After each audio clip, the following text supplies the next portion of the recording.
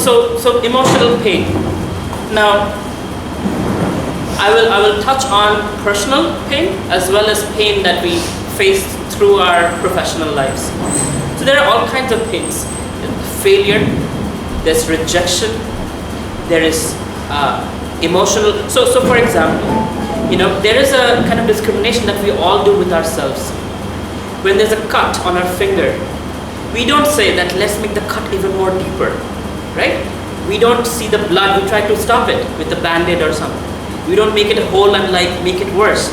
But our emotional well-being, we really are very, very brutal with ourselves. I'll start with the story of a woman. She had divorced her husband, and for many months she was not able to, get into the dating scene. And this is in the US, so Indian women are a little different. But so she finally got a date, and this was an amazing person, has a great job, very handsome. And she was telling her friend like, wow, I'm going to meet this guy, I'm so excited. She goes to the restaurant, the guy sits opposite to her, and in 10 minutes he gets up and he leaves. And this is embarrassing because publicly she's feeling humiliated, everybody's watching. She feels rejected. She feels like I'm not good enough. And she cannot even move. She's in this situation. So picks up the call and she calls a friend. And she tells her like, I went for this date and this guy just got up and left. I feel humiliated, embarrassed, rejected. I'm feeling so pained. And the friend is like, no doubt, you're fat, you have big hips, you don't even take care of yourself. What do you think a good-looking guy like that would date you for? And imagine, she is in this situation and she's even made to feel worse. Now, to make it even worse, this was actually not a friend. This was her own mind telling her that, right? We do that to ourselves all the time. You suck. You're the worst thing on the face of the planet. Why would anybody do blah, blah, blah? You're so ugly. You're so this and you're so unintelligent. And this is what we do to ourselves when we're faced with challenges, with emotional, problems.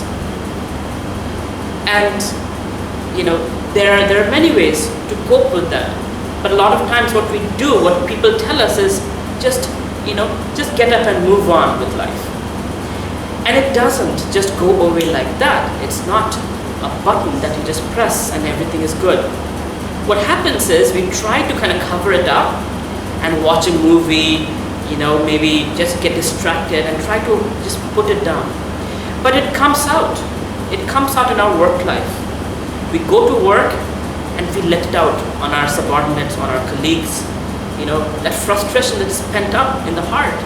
The volcanic eruption that couldn't get out gets out in various ways. It ruins our relationships. It ruins our work life. It ruins our own well-being. And it's actually scientifically proven, people get depression, heart disease, cancer, all kinds of things, right? Anybody heard of the placebo effect? Okay, it's a couple of you. So placebo effect is basically, initially it was known as a hoax, but it actually works. It's people, when a doctor says, you're going to be okay, it actually has an effect on you, and you feel you're going to be okay, and your body actually reacts that way to make heal yourself, right? That's how the mind works. The mind is very, very powerful. And the mind, according to Bhagavad Gita, an unconquered mind is our worst enemy. It's the worst enemy. Because that mind was that lady telling her, you're ugly, you're fat, how dare you even think you can date somebody who's good looking and who's successful business person, whatever. So that mind, unless you cover that mind and train that mind to boost you, you'll always achieve lower than what you deserve. So painful situations, especially breakups, right? All of us are young, and that is probably the number one cause of pain, in a conjugal relationship where we feel rejected. And people react in different ways. Some people just shout and let it out, which is actually healthier than holding on to yourself and just being passive aggressive, and that way you hold on for a long amount of time. Like Buddha said, holding on to anger is like holding on to hot coal. You're the one who's getting burned, right? If you hold on to hot coal, you're getting burned. The person you're angry upon is just happily roaming around, right? So I'll tell you a few stories. There's a story of, so this is thousands of years ago. So Krishna is telling the story to his cousin Uddhava in Srimad Bhagavatam, 11th canto. So you can imagine, if Krishna said the story, it's how old the story is. So they're in a place in South India called Avantipur. Anybody heard of it? Avantipur? So in Avantipur, there was a Brahmana. This Brahmin person, he became very rich and wealthy. He was a landholder, he was a very good businessman, but he was brutal. He was very hard-hearted.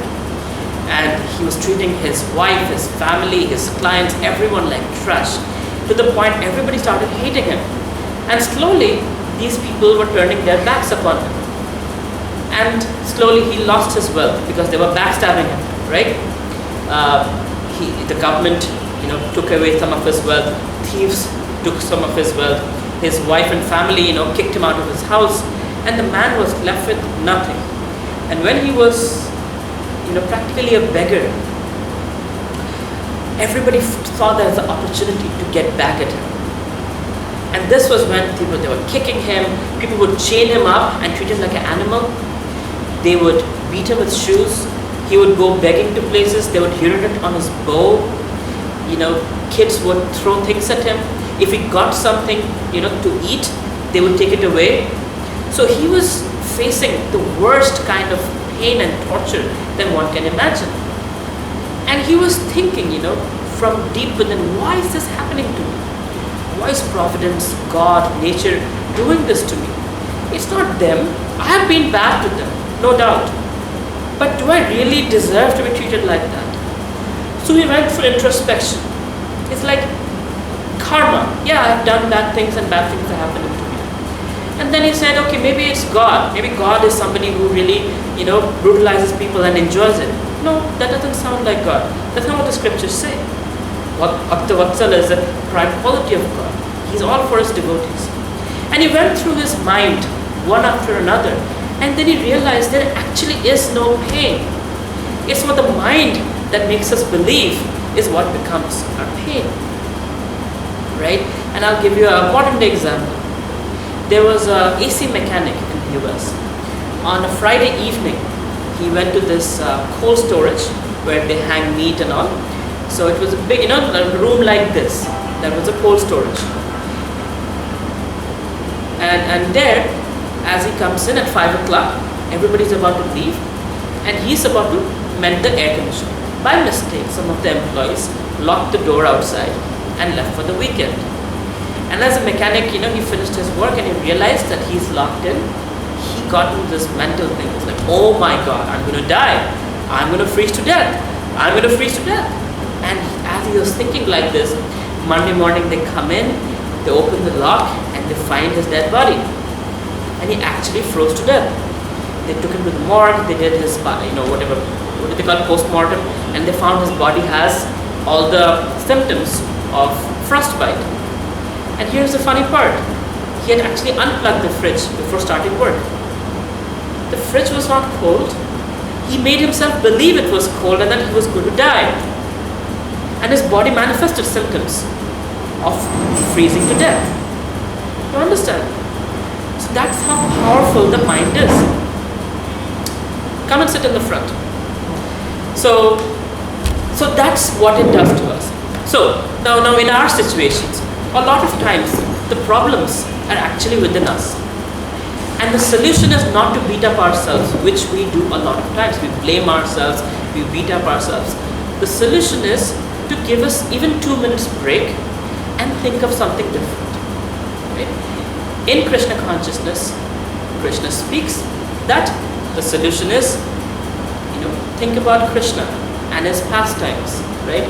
When we think about Krishna stealing butter, or Krishna dancing with the gopis, or Krishna in the battlefield of Kurukshetra being God, he's a charioteer, basically a chauffeur or a driver of his best friend. He's taken himself on such a low pedestal, right? Or Krishna having 16,108 wives and maintaining all of them in Dwarka. Imagine that. One wife is hard enough. You're married. Some of us are married here. 16,108 wives. So anything about Krishna, if you think, it's like, wow, how does he do it? That's why he's God. So scriptures say that if we can focus our mind to the pastimes of Krishna, all our problems and miseries instantly go away. and our mind is focused on something that is not material. Because anything material dies. It is temporary. It ends, right, with time. Anything spiritual is quite opposite. It's Sat, Chit, Ananda. And for those of you who have, tell me, what is Sat?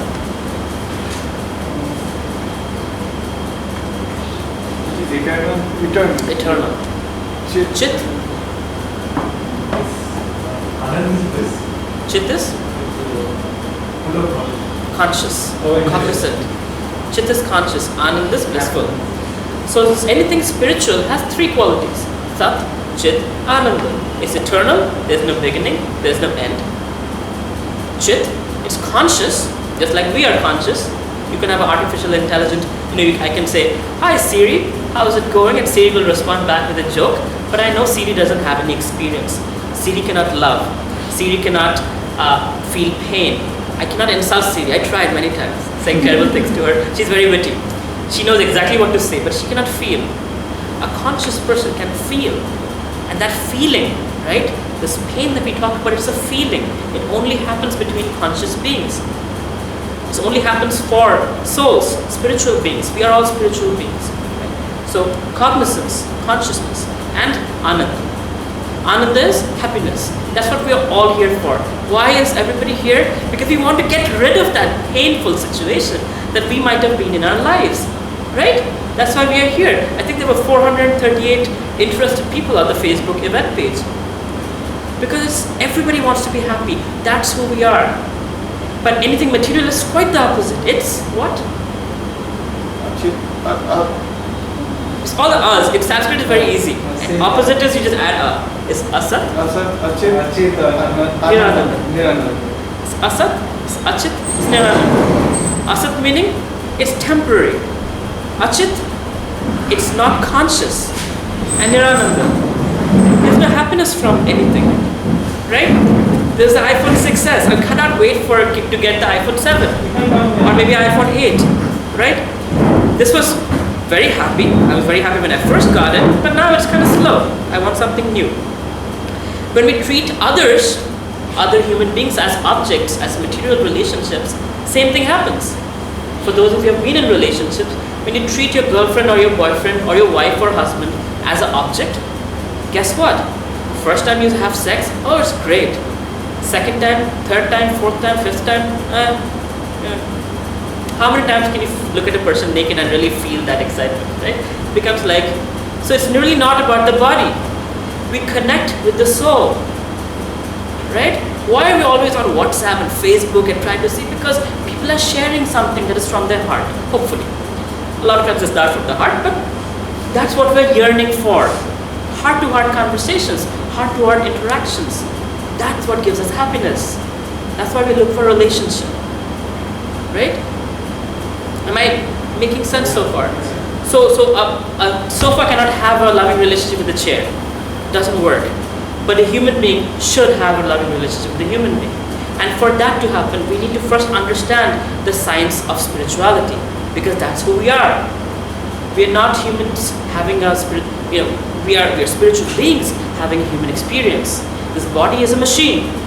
Today's working, tomorrow something goes wrong, we go to the doctor, they fix it up. Sometimes, Neeraj has a screw in his leg, right, Neeraj?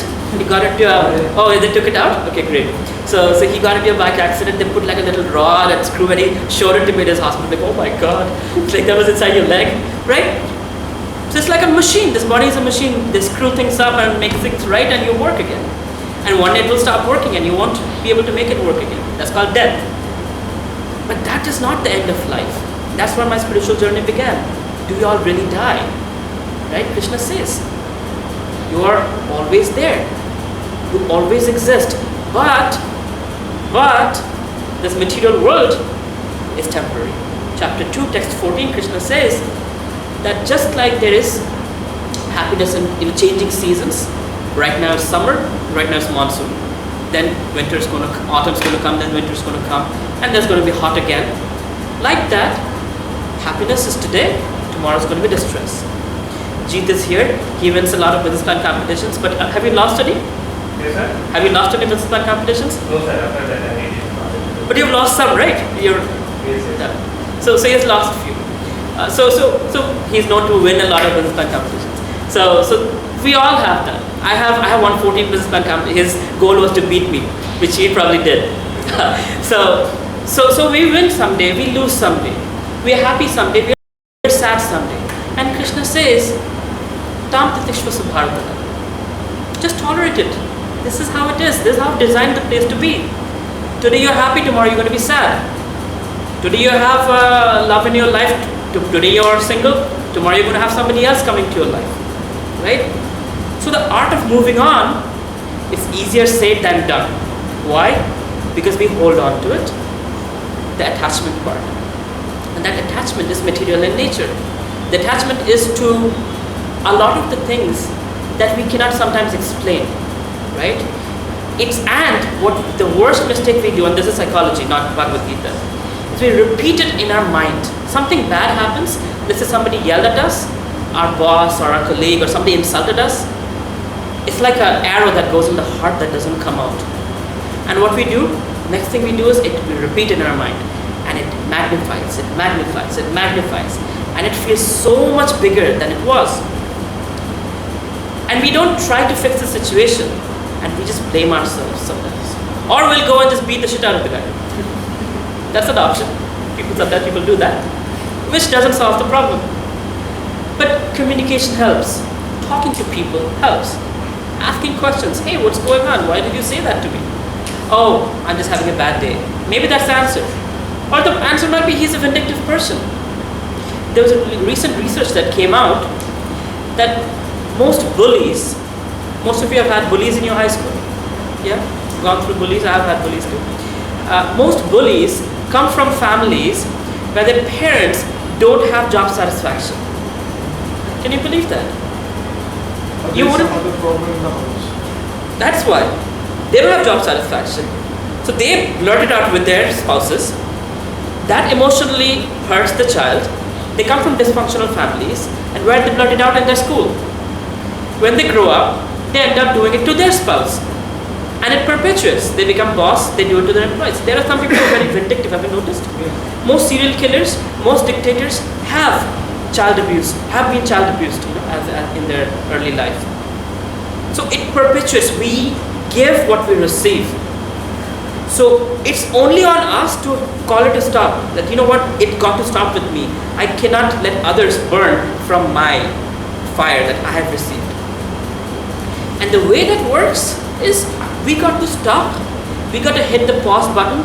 We got to think, what is our strength, and boost ourselves. The same mind that calls us fat and ugly and idiotic and unintelligent, that same mind needs to be told, you know what, you have achieved this and you've gotten this and you can do way beyond anything, because Krishna says that. This is how Krishna describes us. He says, you are amazing. Because that spark, that soul that activates you, activates the elephant, activates the bacteria, activates the dog, activates Bill Gates, activates Nelson Mandela, that same spiritual spark. And Krishna says, you are amazing. So if you realize you're amazing, but somebody should tell us that. So we got to surround ourselves with positive people. It's really important.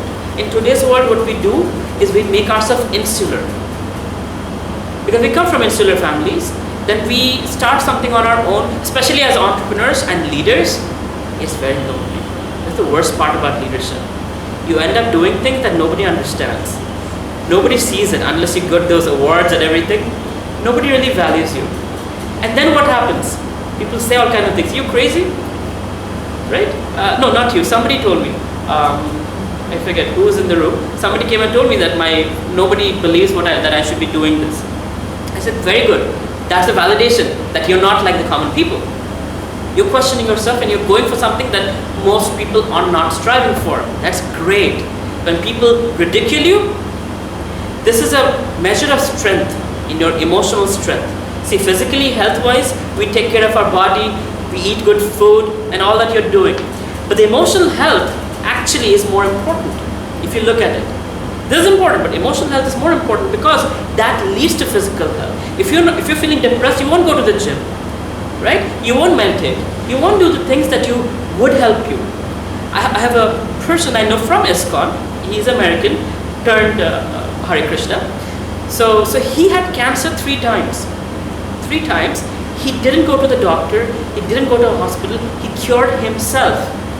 And he's writing a book right now on that. Amazing person. Because his belief system was that Tulsi, anybody knows about the Tulsi plant? That Tulsi, if you go around Tulsi, scriptures say that you burn your karma. So he said, I'm getting cancer because of my bad karma. So if the scriptures are true, I'm going to go around Tulsi and chant Hare Krishna and I'm going to burn my karma and that way I'll cure my cancer. And this man was fixed. He was not like, maybe it'll work, maybe it won't work. He knew it. His mind was fixed and he cured himself 3 times. It relapsed every like 3-4 years in a matter of 10-12 years, right? And he fixed himself 3 times and he's going around the world speaking. He's a professor, he's a spiritualist, and he's now an author. He's writing a book about this. So that mental strength, to build in that mental strength is very, very important. Then what happens? You know, I'll tell you, is he in the room? No. So today somebody is supposed to come. I think he will come a little late. So this gentleman, I'm part of a WhatsApp group, which maybe some of you are part of that. It's called, there. So,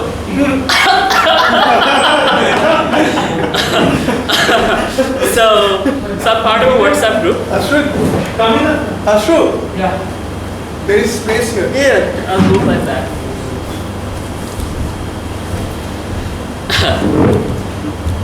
So in that WhatsApp group, there was some kind of ego war happening, right?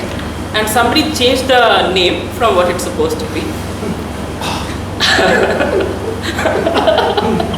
And yeah, there was a lot of fighting involved in what that word, but I just wrote one thing and it became like a huge fight. And then somebody from the group decided to badmouth me. And you know, it just bounced off me like I'm a non-stick pan or something. It didn't bother me at all. And somebody else said, hey, don't say that to Mr. Roy, he's such a respectable blah blah blah. And you know, it didn't bother me at all. And then this person started posting things on Facebook and I was liking it, and he was writing wonderful things and comments about my posts and WhatsApp also and whatnot, and it was totally fine. The fact that he said something insulting didn't bother me at all. Why? Why? Because you are aware of yourself. Aware of your... I'm not looking for validation from somebody else. If you call me stupid, doesn't make me stupid. If you call me smart, doesn't make me smart. I know who I am. And the remote control of my life is in my hand. I don't let other people tell me who I am. And I'm not doing things to show off and get recognition. It's a byproduct. I'm doing it for Krishna. Arjuna was fighting the war for Krishna. On his own, he didn't want to fight it. He didn't want to kill his brothers and uncles and teachers. But Krishna said, this is your job. Do it for me. He said, fine, I'll do it for you. But he didn't do it like, fine, I'll do it for you. Oh, I have to fight now. Let me take my bow and arrow and shoot that. No, it was like full vengeance he was fighting. He lost his son, he lost a lot of things, but he went all out. He was fighting for Krishna. That is what Bhagavad Gita teaches us. Life is not about, beating ourselves in the head. I'm a victim. I suck. I'm a loser. Oh, everybody is so good. I'm so unfortunate. There is some happiness in that, That's why people do that. There is. If feeling like I'm a loser and I should be victimized and I shouldn't be getting everybody's sympathy, there is some form of happiness. And people come and say, it's okay, take better luck next time. Screw you. When I go through a hard time, I lock myself up, I pamper myself like anything, and I boost myself up. I call my mentor, that's for sure, and he is awesome. My business partner, fantastic. So I have my support system up there, here, and here. So here part is I'm very fortunate. I have a lot of mentees who really love me, and they're always like, yeah, cheer, But then you need someone on the equal platform also, who you can call, who's your equal, who can say, you know what, we do that to each other, kind of sort of, it's okay. You'll jump back right at them, right? And you need somebody up there to support you. That's how a person is supported on a holistic level, emotionally. And in today's dysfunctional families and whatnot, I come from a dysfunctional family. I don't have a father to say, I'm here for you. But I have my mentors to say, I am here for you. And that is my spinal cord. I do give remote control, some of it, to the people I trust, right? And they hold me tight. So I fall on my face, I get right back up, and I keep going. Krishna is there, my mentor's there, my business partner is there, and of course, my dear mentees are there. But before all of those people could help me, if I don't want help, how can I be helped? If I say I'm bleeding, and you say I have a band-aid, let me put it on you. No, it's okay. Let me get all the attention. Look, I'm bleeding. It's such a big wound. It is growing. Oh wow, such a big wound. Yeah, I'm feeling good. Look, it's growing. It's worse. The skin has come off. Oh wow, that's terrible. Should you be going to the hospital? No, let me be here. Is that logical? Huh? Yeah. Wow, nice word. I didn't know there was a word for it. But that's how we do with our emotional life. We lock ourselves up, we don't talk to anyone, we boo-hoo on the phone, everybody is like, I'm going to kill myself, hang myself up, all that crap we go through. Facebook posts, oh my gosh, and then likes and cheers and all these things go up and you feel good, oh good, I'm getting the victim sympathy. And as soon as nobody responds, what happens? You feel like shit, nobody cares, and you become depressed. I love this, so that when he gets angry first, he knows the DP of the WhatsApp and all that. Stay here, hides the status, last scene and all that, so we can understand that okay, is not a good move. So this all comes from a matter of insecurity, from a position of insecurity. So security is, this house is I think 200-year-old house. And it's standing strong on its foundation because the foundation is very, very strong, right? People actually dance here, and it still doesn't break. Who knows what will happen later, but so far it's holding out. So in our life, we need foundation to stand on. We need to know who we really are. And this book tells us who we really are. We are spiritual beings, part and parcel of Krishna. If somebody gives you a flower from the temple or prasad from the temple, we put it on our head, and with a lot of respect, we accept it, right? We are all part of God. Can you believe that? And we treat each other like shit. How does that work? We go to the temple, take off our shoes. All of you came here, took off your shoes and all, right? You walked in. But we treat each other. We are all temples of God. God is sitting in the heart. Krishna says, Riddesha Arjuna Tishtati. I'm sitting in your heart, Arjun. And we disrespect each other. So first of all, before we expect happiness, we have to give happiness. That's the best way to do it.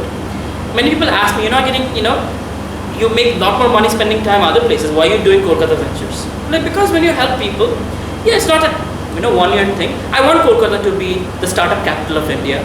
I want people here to be rich and wealthy and happy. Right now when I go outside Kolkata, we're like, oh, you guys are startups in Kolkata, really?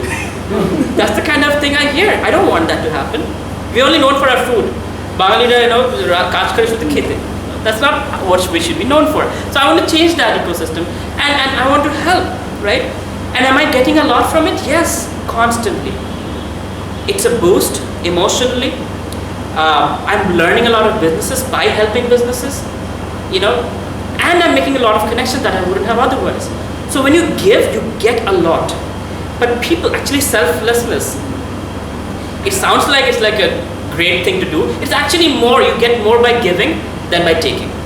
When you take it once. When you give, it comes back to you many, many folds over. That's how you do business. Why does Amazon give you trial period for Prime, or Netflix give you 1 month free? Is it costing them server and whatnot? Is it costing them real money? Yes. But why are they giving it to you? They're building loyalty, right? So if you want love in your life, you've got to love unconditionally. The kind of love you want, that's the kind of love you want to give. You want the selfish love, let's hook up tonight and let's get out tomorrow? That's the kind of love you get. What you give is what you get, right? It cannot be that I give 1 rupee and I want back 1,000 rupees. It doesn't work like that. It doesn't work like that, right? You've got to be a giver. And that's the only way, the kind of, like Christianity, they talk about, like, treat your neighbor like you treat yourself, right? It's a fact. But generally, the expectation is, government should take care of me, parents should take care of me, my office should take care of me. But when it comes to me taking care of others, it's okay. It's about rights. It's not about duties, right? So we should be dutiful to exercise rights. So going back to how to deal with a sad situation, can somebody be brave enough to share a real life experience that made you really sad and you want help getting over it?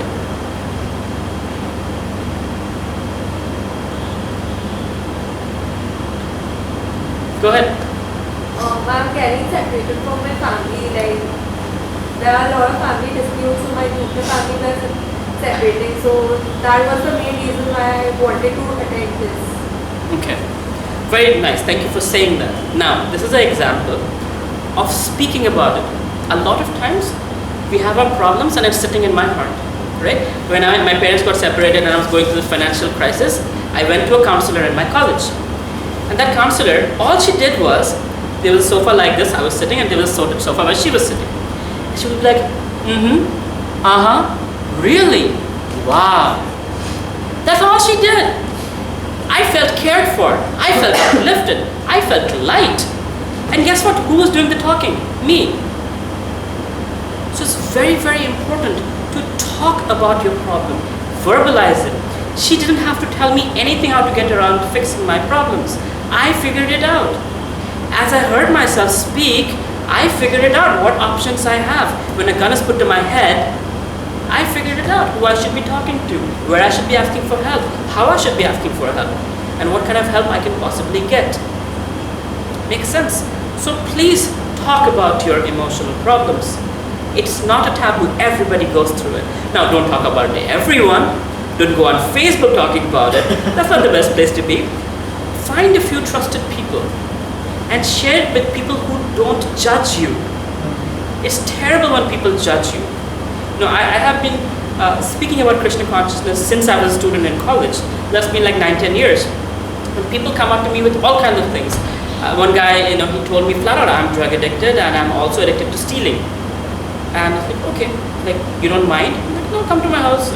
And he was in my second floor and I have a Bose speaker and I have some expensive things in the second floor. It's like, you realize the problem I have, Avelo, and I'm running up the stairs. He's like, yeah, I know, I trust you. And it's like, really? I'm like, yeah. And very quickly, and he wanted to give back, he taught me how to swim. So we would go to my swimming pool and he would teach me how to swim, I would teach him Bhagavad Gita. He's Russian, he's this big bodybuilder and whatnot. But I got him out of drugs and stealing and all that stuff by being non-judgmental, by being a friend, and by giving him some practical knowledge that I've learned from Bhagavad Gita. By friendship. So, I have people like that I can go to and feel totally non-judged. I can go to my mentor and say, I'm feeling so envious of this guy who just got this award and I totally deserve it. Or I didn't get this project and my competitor got this deal and it's like so unfair and I'm feeling envy and hatred and all that. I wouldn't go and tell it to everyone, but I tell it to my mentor. And he'll laugh at me and be like, okay, so where is it coming from? Look deep inside and blah blah blah, and walk me through my own emotional journey and help me come up with my answers. So we all need that. We need that support system. Whoever it is, a teacher, a mentor, a parent, a friend, a sibling, whoever it is, right? That's there. Now, I'm not contradicting myself by, I told you don't give your remote control to somebody else's life. That's not validation. This is about, feeling supported and a sounding board. You just hear yourself speak. You can fix 90% of your problems because most of the problems are here, right? Krishna says that. Your mind is your worst enemy, right? The mind is making you see things differently. There was a doctor's conference and there was this guy who was limping outside and there was a glass door, they could see the guy limping outside. And there was a heart surgeon and an orthopedic surgeon and there was like all kinds of doctors. So orthopedic guy said, I know exactly what's happening there. He named some funny bone, this, that, and he's having that disorder and that. And the neural guy said, no, it's a neural disorder. Actually, he's going through this, and that, and blah, blah, blah. And so one intelligent doctor, he said, instead of arguing over who's right, why don't we go ask the guy? So he went out and asked the guy, look, can you come inside, sir? Why are you limping? He said, my slipper got torn in the rain. That's why I'm limping. So what we do is we speculate on a lot of things. Maybe somebody didn't want to hurt us. Maybe somebody didn't want to say something bad. We just took it in a different way because we are insecure within, right? That's when like, oh, he said that. Now, it's called self-fulfilling prophecy. If you think people are going to think I'm fat, people are going to think I'm ugly, people are going to think I'm unintelligent, people are going to think I don't know how to speak, anything people say, that's what the mind is going to make you believe. That, yeah, and maybe, I'm thinking that I'm very unintelligent and oh God, he's a lawyer and he's going to find out. I'm going to him for trademark laws. I'll say something very intelligent. And still Ashwin says, that trademark is already taken by somebody else. You didn't do your research? Shit, he thinks I'm unintelligent. I didn't do my research. Darn it, I should have gone to Google Patents and done my research. Right? I'll be like beating myself up. He thinks I'm an unintelligent person. He probably didn't even care. He's a lawyer, that's what he gets paid to do. Tell people, you suck, so they can come to him for getting a service. Sorry, not insulting you. That's any professional would do that. You go to the doctor, come in. Somebody open the door, please. That's what service providers do. They make you feel like shit so they can make you feel better by their services, right? So now, if you are insecure about something, you will think, oh my God, I am this and I am that. And it's exactly what you believe is what your mind will tell you you are. All our fears come true. If you think you're unintelligent, that will come true. If you think you're worse dressed, that will come true. So it's basically all over here, right? So we need to give our mind something to hold on to, right? And that means positivity. During our live thing I did, my first Facebook live few days ago, Ashwin asked me a question. And the answer to that question was, surround yourself with positive people. And if there are people who are negative and who whine and complain about everything, stay away from them like cancer. Stay away from them like cancer because they're going to make you sick mentally and physically. Neeraj's mentor, he is doing a PhD at IIT Kharagpur on this specific thing, how mind leads to various diseases. And if you can change the thought process of the mind, if people think my parents are diabetic, so I'll also be diabetic. My parents have a heart disease, so I'll also. It's actually not true. It's basically the way of thinking they have, the way of getting stressed they have, is the kind of stress you go through, right? And you got to break that pattern, and you cannot do that alone. You need help, a friend, a mentor, or somebody, right? But alone, what you can do is pep talk yourself, even if you fake it. Tell yourself you're the best freaking guy or the best freaking girl. You're good looking, you're awesome, you're intelligent. You can do it. Even if you know you're lying to yourself, try it with yourself. It actually works, right? There are TED Talks about it. There are psychologists who have done a lot of research. Just changing that pattern of telling yourself you suck to you rock. It's that simple. You suck to you rock. There was an experiment done on was it volleyball or basketball players. 3 different groups of basketball players. One group was told just practice on your own for a month. One group was told practice in your mind, the perfect throw. And one group was told practice with the proper coach every day, 2 hours a day. After a month they were told to do their pitch, right? They threw the ball and everything. The guys who were like totally on their own did it okay. The people who were coached and did 2 hours did really good. The people who threw the ball in the mind were practically perfect. That's how the mind works. Because you're used to perfectly throwing the ball. So when it came that, they visualized it, it worked. Right? And entrepreneurs are like that. Steve Jobs saw the iPad in 1977. And the iPad came out in 2007 or 2008. 30 years later. He could see the future. So you got to see yourself where you want to be. You got to see yourself happy. If you think you're going to be sad if you get married, you're going to be sad if you have a baby, all of that is going to come true. All of that is going to come true. It has happened to a lot of my friends. They tell me, oh my God, I'm so scared, it's going to happen, it's going to happen, it's going to happen. And it happens. Holy shit. Like, wonder why? Self-fulfilling prophecy. Because your mind is playing with you. It's like you have a person in your head. Your worst enemy is in your head. So what does Krishna say? Control your mind. How do you control your mind? By giving it the proper engagement. And what's the proper engagement? The best kind of engagement is spirituality. Right? So there are spiritual engagements. There's a lot of knowledge here. Right? that you can learn. I have done psychology. So this Friday, I have been doing it since December. And I think every one of them are different topics. So you can imagine how much. And they all help you in businesses, in making money, in helping self-improvement, all management, all kinds of things. But most importantly, it strengthens you from within to empower you to do things that you never thought was possible, right? So what are some things that I shared with you? I want you to kind of repeat the things that you think you can fix your emotional problem with on your own. The support system is different, but on your own, what can you do to your mind?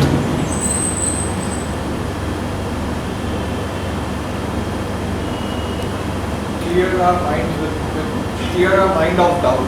How? Like, imagine a situation that I'm skydiving and I'm standing on that edge. Should I jump or should I not? It's rather either just get inside, clear the gate so that others can jump off, or just close your eyes and jump off anyways. And everybody's going to die anyway. There you go. We're going to die only once, right? How do we live? Parents especially, they think all the worst thing that can happen to their children only. ঠান্ডা লাগলে বাচ্চা আমার ছেলেরই লাগবে যদি if there is some accident is going to happen, some Maoवादी is doing something. I was going to what is that place called, ISM Dhanbad. My mother is like, Maoवादी ওখানে আছে, oh my goodness, they're going to kidnap you. They're going to, yeah, like of all the people, I'm the only one who's going to get kidnapped, right? So because that's, guess what, I'm going to die one day. That one day can be today, it can be tomorrow, it can be 8 years from now. But why live every day like I'm going to?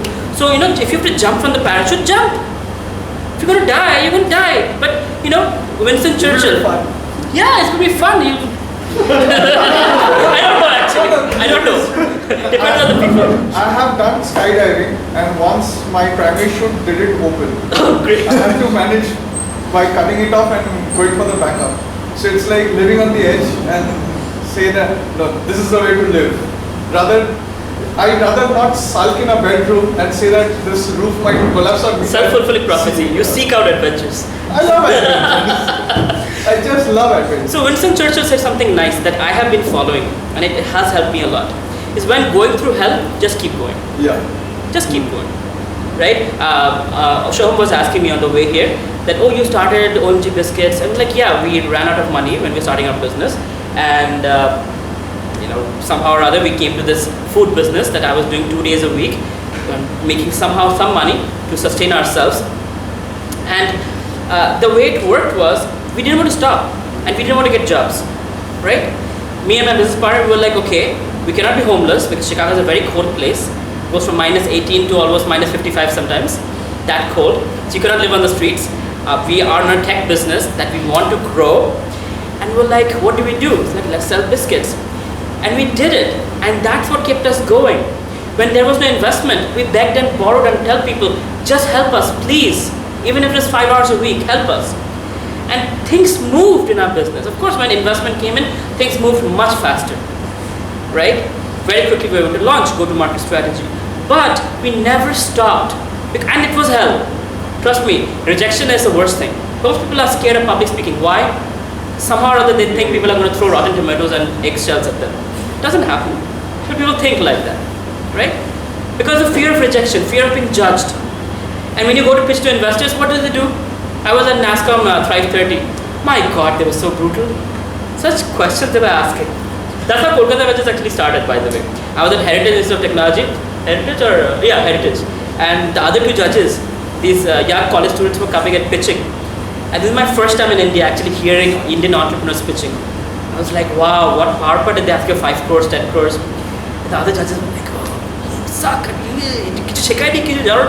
Like, clearly so.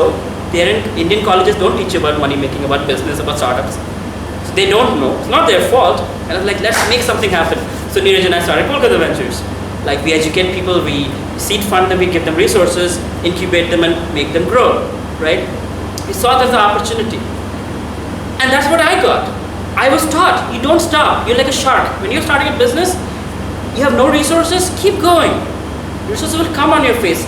You don't know how people, go meet as many people as possible, right? Shomaj is building a car company, right? He didn't stop for 7 years.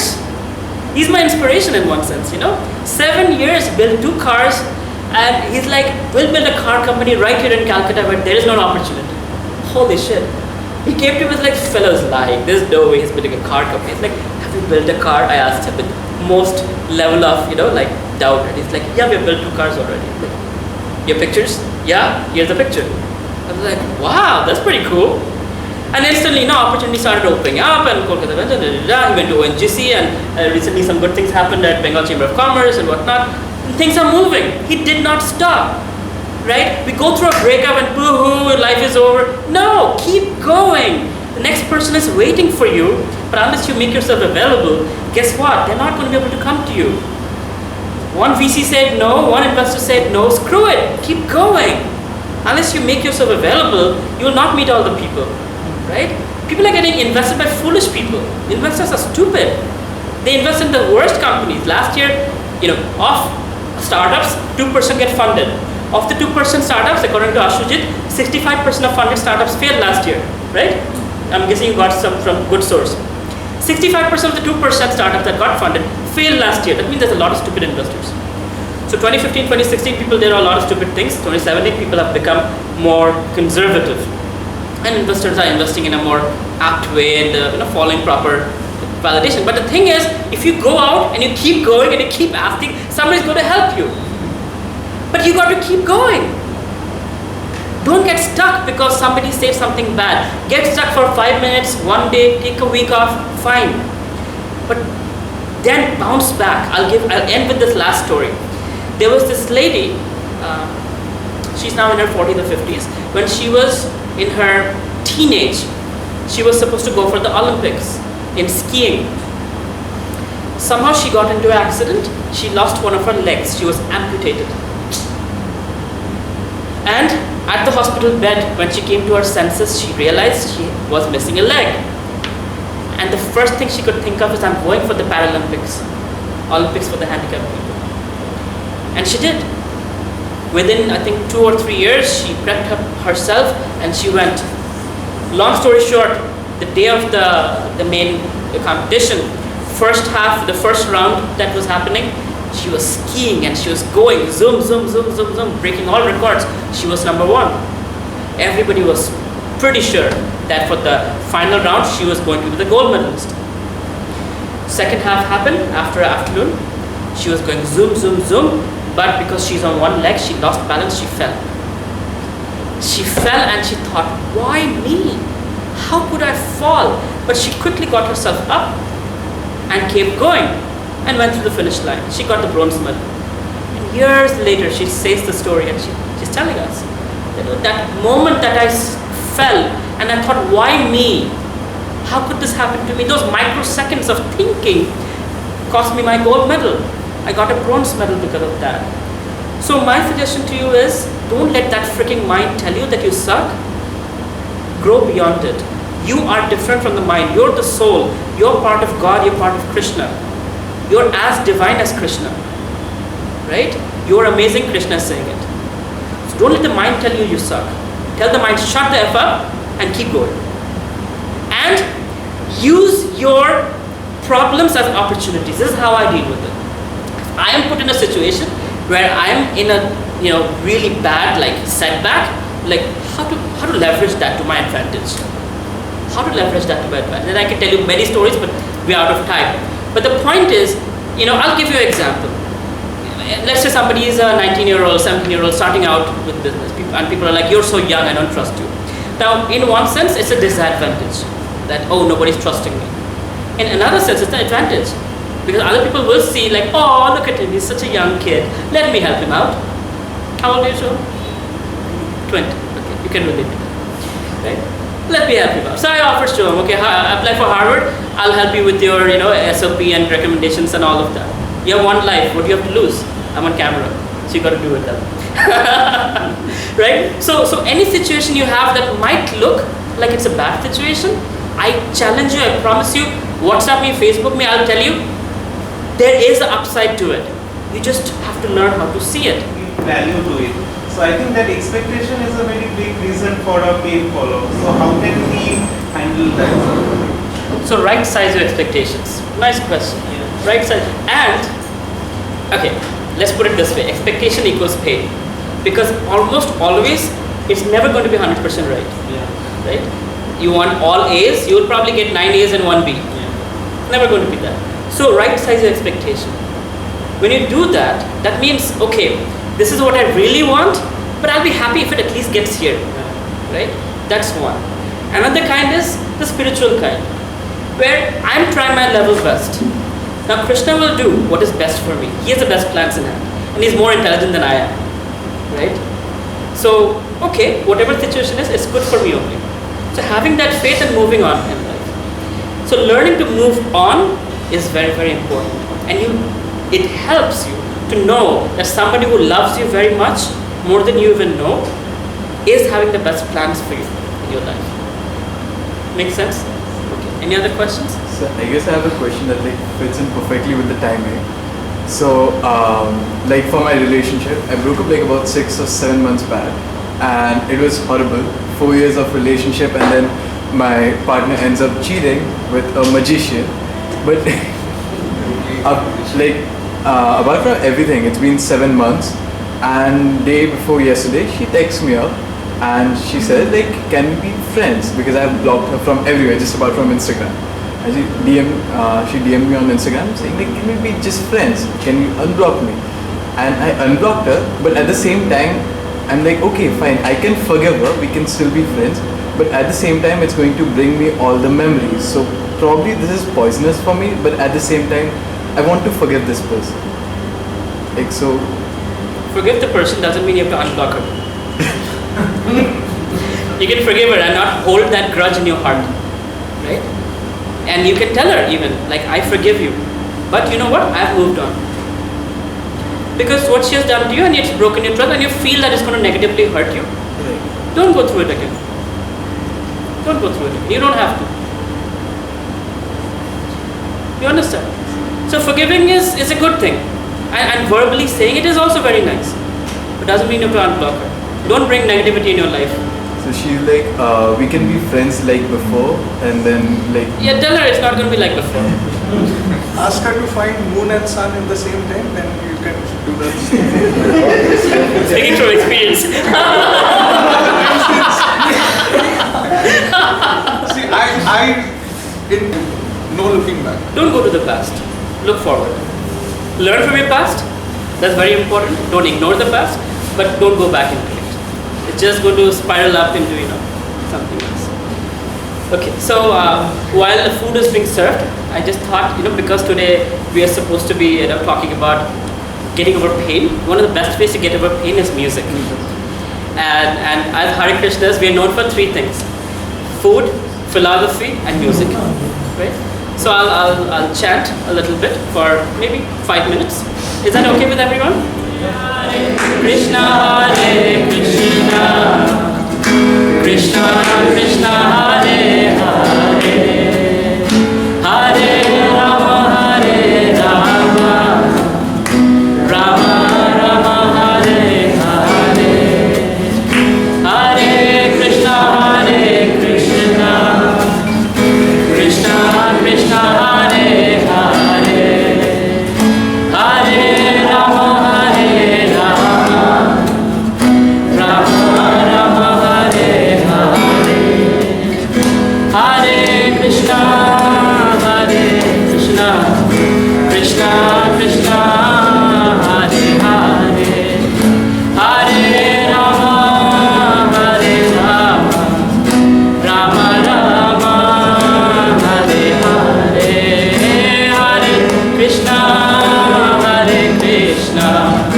Krishna Krishna, Hare Hare, Hare Rama, Hare Rama, Rama Rama, Hare Hare, Hare Krishna, Hare Krishna, Krishna Krishna, Hare Hare, Hare Rama, Hare Rama, Rama Rama, Hare Hare, Hare Krishna,